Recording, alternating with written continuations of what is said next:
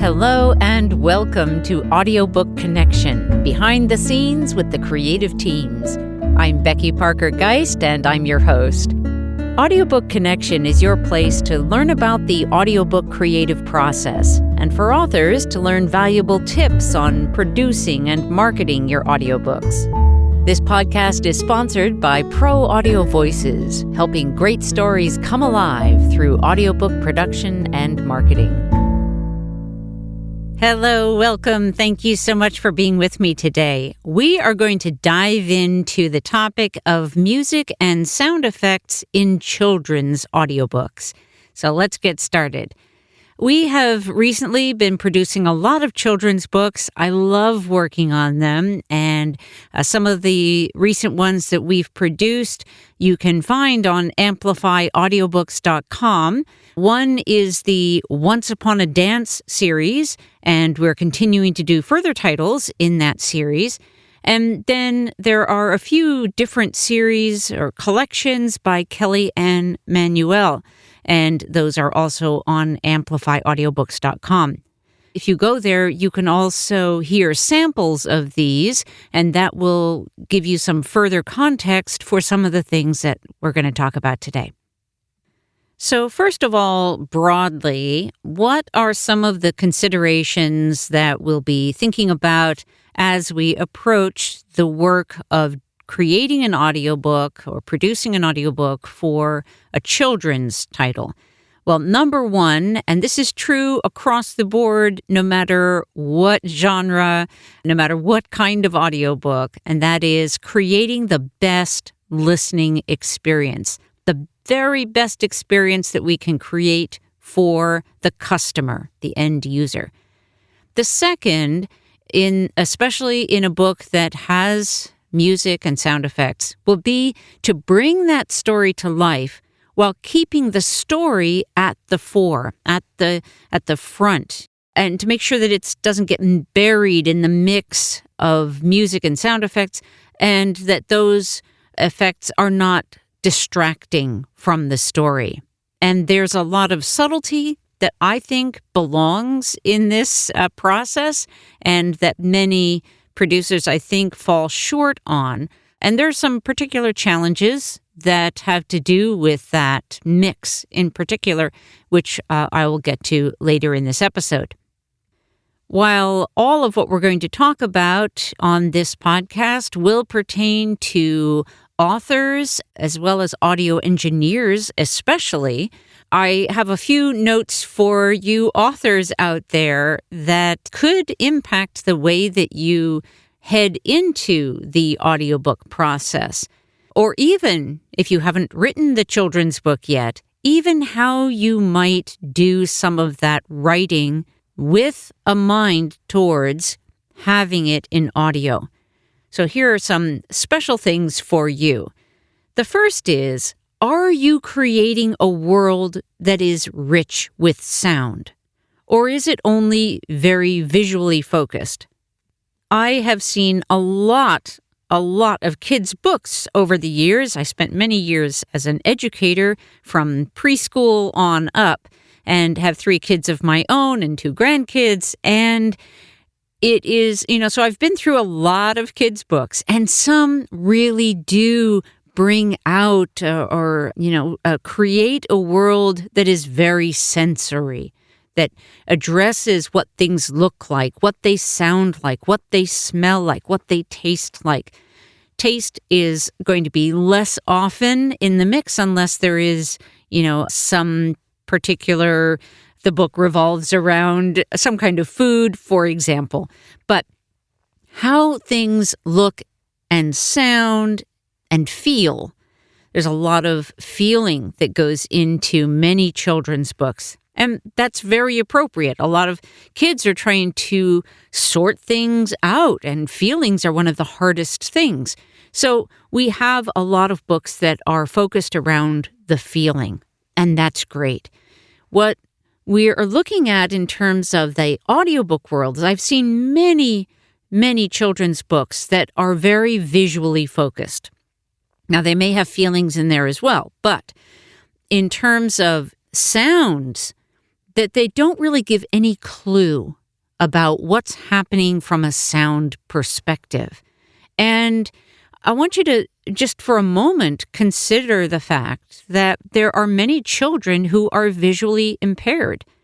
And for them, sound is one of the richest places or aspects of their lives. And so, not to say that every book has to appeal to every child or every impairment, if you will, but I do think that if you consider your manuscript from each of these sensory perspectives, that you may find that you can make that world that you have created even richer. And as you prepare for an audiobook to be created of your text, then having an idea, having some clues about what's happening in the world from a sound perspective can be really great. Now, they don't have to be on the nose. For example, if we know that someone is the hero of the story is walking through the forest on a bright sunny day, well, that gives us an outdoor ambiance feeling that we can work with. But if your book is, let's say, only about something that is maybe only about a feeling, then you might want to think about how could you enrich your environment with sound, suggestions of sound.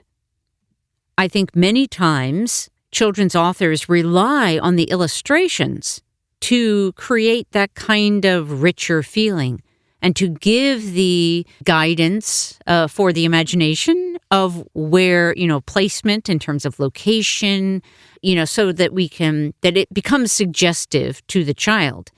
But remember that with audiobooks, we don't have any illustrations. And so therefore, if we use the illustrations as a guideline, sometimes that could create confusion if there's not a clear reason for using those as clues. Then we may end up with something that just becomes confusing for the listener, and we certainly don't want to do that. So, again, are you creating a world that is rich with sound in terms of the clues within the manuscript? And the second consideration to give a thought to is, can you imagine the placement of that sound, of each sound, and how the hero in your story hears it and when they hear it? So this is an example that for, let's say, a dog barking. So we know that there is a dog in the story, and maybe your sentence is something like, the dog barked loudly and then walked off the sidewalk. Okay, so where would you want that bark to happen? There are three possibilities that come to mind for me immediately. The first would be right under the word bark. The dog barked, and we hear the bark loudly, and then stepped off the curb. The second would be after loudly. So there's just a slight pause there. The dog barked loudly, woof, and then stepped off the curb. And the third would be at the end of the sentence. The dog barked loudly and then stepped off the curb. Woof!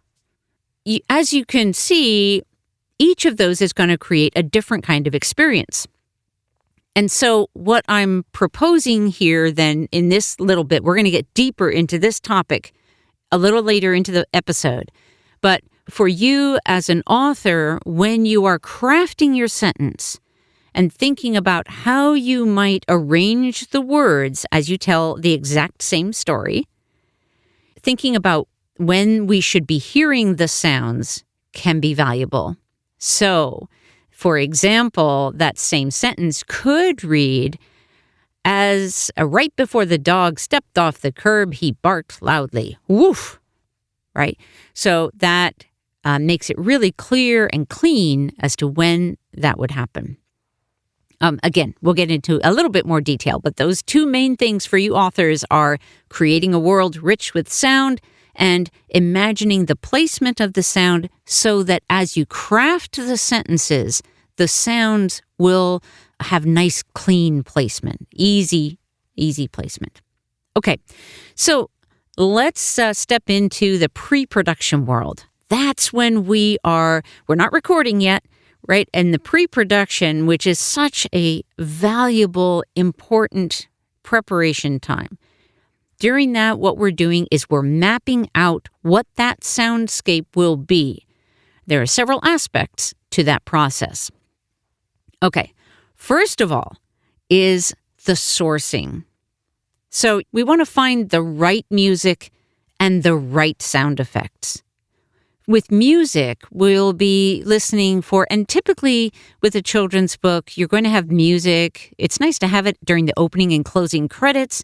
And then many times we like to kind of set the tone with music at the start of the story. And there may be other moments within it that would be appropriate to add music, especially if music is referenced. If one of the characters is hearing some music, that's when we definitely want to have some music in there. Okay, so how do we choose what music we're going to use? Well, first of all, you want the tone or the feel of the music to match the story. And then secondly, you want, let's say, for example, it's a scary moment, or maybe it's a scary book. Maybe it's a Halloween book and it's about witches and ghouls or something. Well, you need to pay attention to the target age for that children's book so that you're creating music or having music that is not too scary, because there is a lot of music that can be really scary. Think about some of the horror or thriller flicks that you may have seen, and you'll know that sometimes it can just build up so much tension in you, even if you can't see what's going on. Right? So you want to match that, how scary it is, or how, or you want to match the audience, the music. You want to match the music to your audience. The third is that generally you want something that's not going to be too percussive. And the reason for that is because if it's going to underscore the voiceover, then you don't want that percussive sound to be drowning out words, right? So you have to be especially careful when you're mixing that music. If it's going under voiceover, and if it is more percussive, you have to be even more careful with the mix. Now, sometimes a percussive music piece is perfect and can actually act as punctuation. Let's say, like, I'm thinking about an audiobook we did, an absolutely delightful book by John T. Olivier called The 9 Lives and Times of Mr. Hyde. And there's a chase scene with a cat and a boy, and the music is so fun because of the way that it adds to the chase scene and it is percussive in different ways. Okay. And then the fourth consideration is, will the music be accent or will it be underscoring? And that's kind of what I was just talking about. In that children's book, 9 Lives and Times of Mr. Hyde, it was both, really, but we were using it as accent. Well, yeah, we'll go a little more detail on some of that a little bit later, but I want to move now into sound effects. And how do we choose the sound effects? There are huge, massive libraries of sound effects that are available. Not every audio engineer, not every audiobook producer is subscribed to or has access to a large library of sound effects. Some do. Now, here's the thing, is it's not so much like how many do you have access to, but do you have access to ones that are fitting? A real easy example is if you have a big dog in a story, big German Shepherd, let's say, and then you use the sound effect of a small yappy dog barking, well, that is an obvious mismatch. There are mismatches of all kinds that can happen. For example, if you have a water dripping in an echoey cave, that's going to be really different from the sound of water dripping from a water faucet in a house, in a bathroom, let's say. If you have the splash of a frog, but then you use the sound effect of somebody doing a cannonball into a swimming pool, it's going to be a very different sound. Now, it's very possible that you may be doing a project in which that is an intentional mismatch, and it's sort of called out in some way, like this little frog had the biggest splash ever. We hear this big splash. But most often, unless it's done sort of as a satire in a way, we are trying to make a good fit, because otherwise we get distracted. So that is the main thing about sourcing. We're going to take just a short pause here, and then we're going to come back and talk about the next step is about how we bring the music in and out of your audiobook. We'll be right back. Looking for a way to bring your children's book to life in an engaging way for young ones? At Pro Audio Voices, we bring together decades of experience with audio production, teaching, and parenting to craft a listening experience that will delight children and parents alike. If you're looking for an experienced team to bring your children's book to life in audio, check out proaudiovoices.com. Okay, so now let's say that we have selected the various music, and it might be a single piece, it might be multiple pieces of music that are going to be used in the particular audiobook. All right, so here are some considerations, things that you'll need to figure out, or someone will need to figure out, in terms of how that music is brought in and how it is taken out. So, one thing is, you want to know, will the music length, the length of the music that you have sourced for that particular part of the audiobook, will the length of it work for what's needed? Now, that can mean, does it fit perfectly? But that's not often going to be the case, right? Sometimes it is, and that's awesome, and it feels like, yes, but very often, most often, it's not the case. So then the question is, where in the music do you start? And then where are you going to fade out at? But you may not necessarily start at the beginning of the piece of music, especially if you really love the ending and how the ending will play out with your voiceover in relationship. And so these are the kinds of things that you're figuring out, how it comes in and how it comes out. If you're starting at the beginning of the music piece, you may not need a fade in. That's going to depend more on the way that it lands in the story.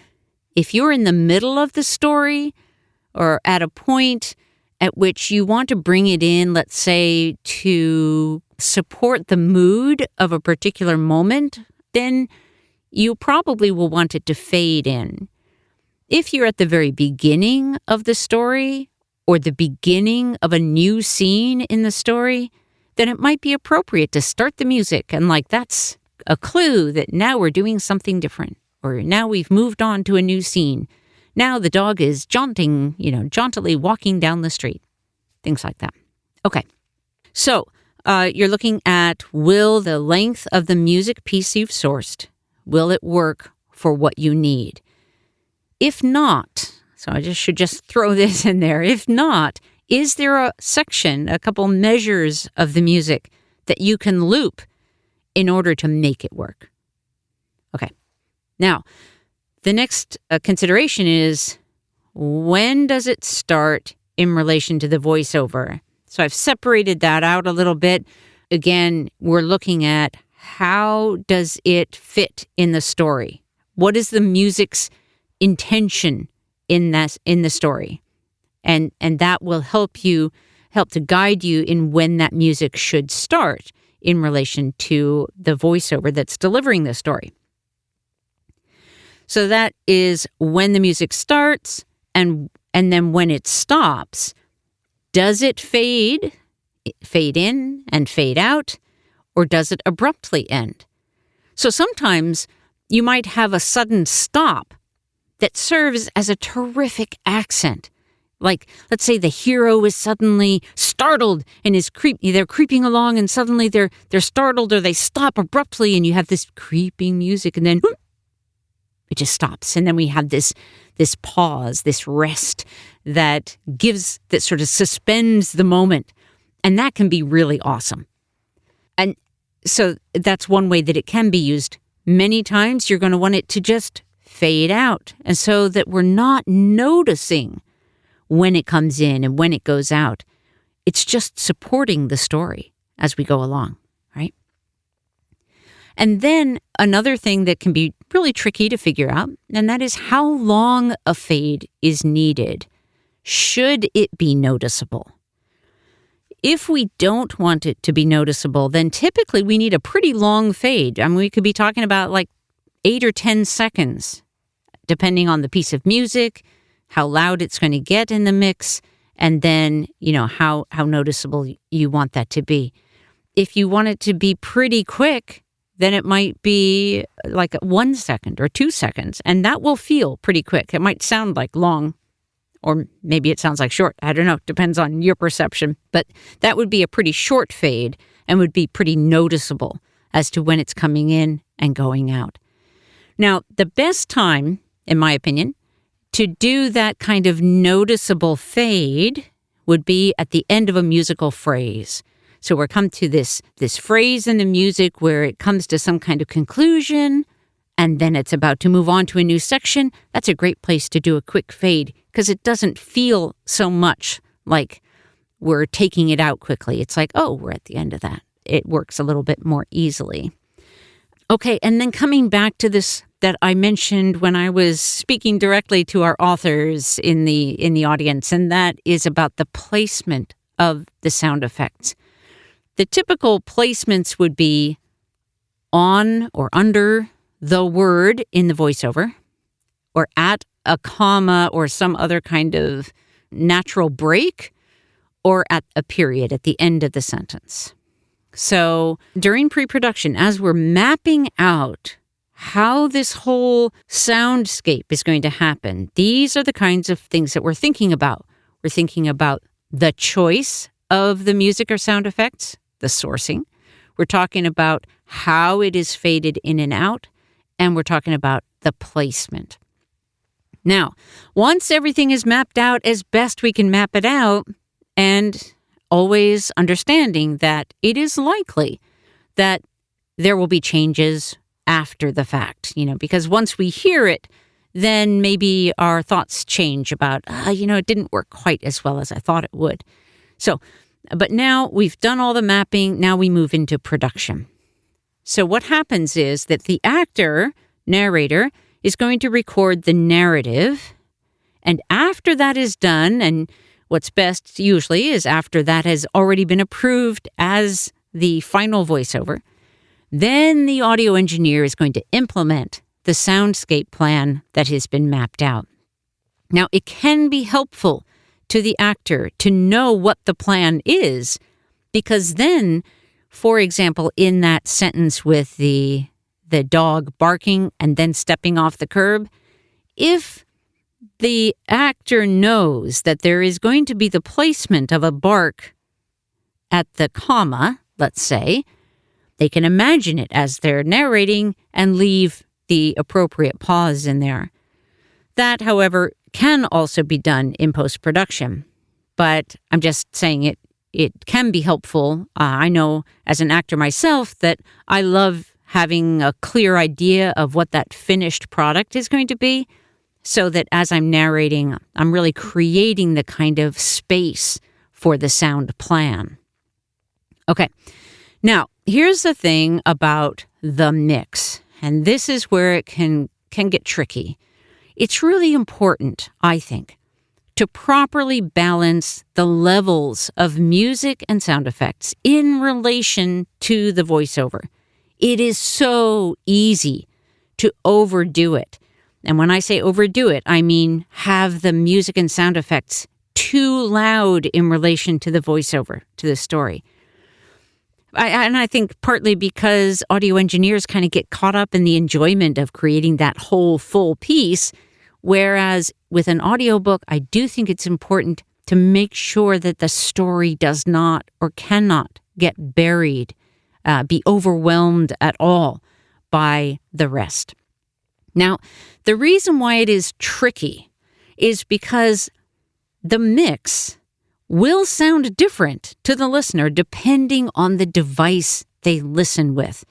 And this is a little bit, sort of a hair-pulling frustration thing, I think, for many of us, where, we can't completely control all the elements. And so we have to do our best to find a balance that is going to generally work. That is really key. Now, what can help in that process is if you, as the author reviewing, will listen to it on multiple devices. Listen to it on your phone. Listen to it on your laptop. If you have an iPad or something like that, listen to it on there. Listen to it with whatever devices you can. Play it through speakers. Use a laptop speaker, whatever you've got. Earbuds, listen that way. And that will help you get a sense of, whether there is any issue with that balance. Now, sometimes there will need to be tweaks after it is mixed. That's very reasonable, very understandable, because we're making our best guesses at the front end. And while we have done many children's audiobooks and have not had to do those tweaks after it's mixed, we're always expecting there to be some because it's so common and it's challenging to get it all right first time out. So let's say the kind of tweaks that we might experience would be, we might need a longer fade here or a different sound effect there. It's a very creative process. So it's not that these things are wrong. It's just that we might want to make a slightly different creative decision. And that's, I think, where a lot of the delightful, fun process of collaboration with authors and production teams can happen. So I hope that gives you some sense of the work that goes into creating a children's audiobook. You can read some testimonials from our children's authors and from their customers on our website at proaudiovoices.com/kind-words. And if you have a children's book, whether it has been illustrated or not, whether it has been published or not, we can help you bring it to life in audio in a way that makes it available for sale out there in the world, if that's what you're looking for. We also do a lot of videos that are related to children's books. So there are a lot of different options as well for that kind of bringing the story to life. If you're finding this podcast valuable and would like to support my work with it, you can join me on patreon.com/audiobook connection podcast. Thank you so much for listening. Thanks for joining us for Audiobook Connection, behind the scenes with the creative teams. Please take a moment to subscribe at audiobookconnection.com. The podcast is sponsored by Pro Audio Voices, helping great stories come alive through audiobook production and marketing. Learn more at proaudiovoices.com. Again, thanks for being with us, and please join us next week.